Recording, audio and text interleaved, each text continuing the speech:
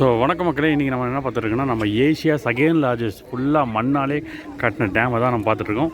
ரொம்ப பெரிய டேமுங்க. ஃபுல்லாக வந்து இதுக்கு வந்து பெரிய கான்க்ரீட்லாம் யூஸ் பண்ணல, மண் வச்சு தான் அவ்வளோ ஃபுல்லாக எழுப்பியிருக்காங்க. வெறும் மட்டை வச்சு தான் இந்த டேமு. இது வந்து எங்கன்னா வயநாட்டில் இருக்குது.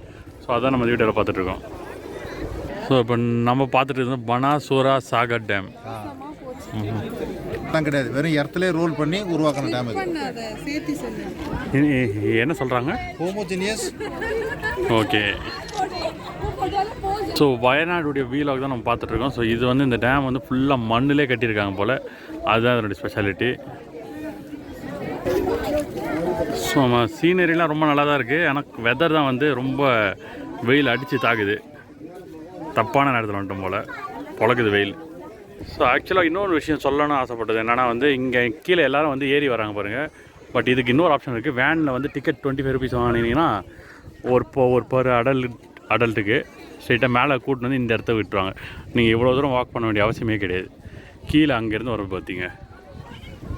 ஸோ இந்த டேமை பற்றி நம்ம இங்கே இருக்கக்கூடிய வந்து எக்ஸ்பர்ட் நேயரை வந்து நம்ம கேட்கலாம். பாருங்கள், இது பேர் பனாசூரா சாகர் டேம்னு பேர். நார்மலாக டேம்னா என்ன பண்ணுவாங்கனாக்கா, பெரிய பெரிய கல்வெட்டுலாம் போட்டு, ஃபவுண்டேஷன்ஸ்லாம் போட்டு, பீம்ஸ்லாம் போட்டு பண்ணுவாங்க. அதுக்கு பல வருஷங்கள் ஆகும். அப்படி பண்ணது தான் நம்ம நாட்டில் இருக்கிற எல்லா டேமுமே. ஆனால் இந்த டேமுக்கு ஒரு சிறப்பம்சம் என்ன இருக்குதுன்னா, ஏசியாவிலேயே செகண்ட் லார்ஜஸ்ட்னு அப்படிங்கிறாங்க, 2வது பெரிய அணைன்றாங்க. எதனால் அப்படின்னாக்கா, இதில் வந்து இந்த கான்கிரீட் சமாச்சாரமோ அல்லது சிமெண்ட்டோ ரீஎன்ஃபோர்ஸ்மெண்ட்டோ எதுவும் கிடையாது.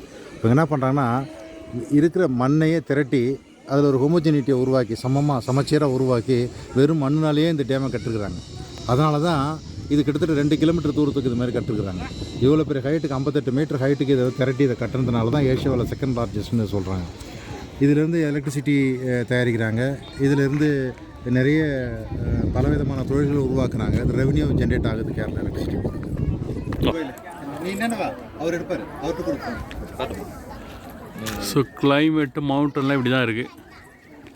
இப்போ அவங்க பார்த்துட்டு வந்து ஜிப்லைன்.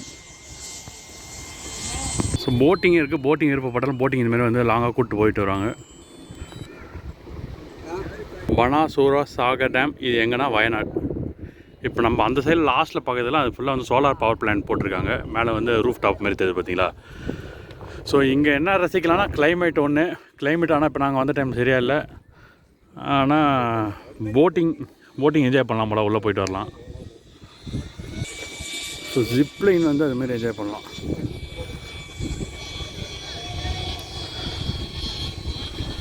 ஸோ இயற்கையோடைய அழகை பார்த்துங்க, எவ்வளோ பிரமிப்பு. கூட்டு கூட அப்படியே மலை அழகாக சூப்பராக, பக்கத்துலேயே வந்து தண்ணி, டேம் கான்க்ரீட்லாம் கிடையாது, வெறும் மண் வச்சு கட்டியிருக்காங்க. பக்கத்தில் வந்து ஜிப்லைன் வச்சுருக்காங்க. ஜிப்லைன் இப்போ பார்த்தோம். ஸோ இந்த வீடியோ உங்களுக்கு பிடிச்சினா மறக்காம நம்ம சேனல் லைக் பண்ணுங்கள், ஷேர் பண்ணுங்கள், சப்ஸ்கிரைப் பண்ணுங்கள். நன்றி, வணக்கம் மக்களே. தேங்க்யூ, பாய்.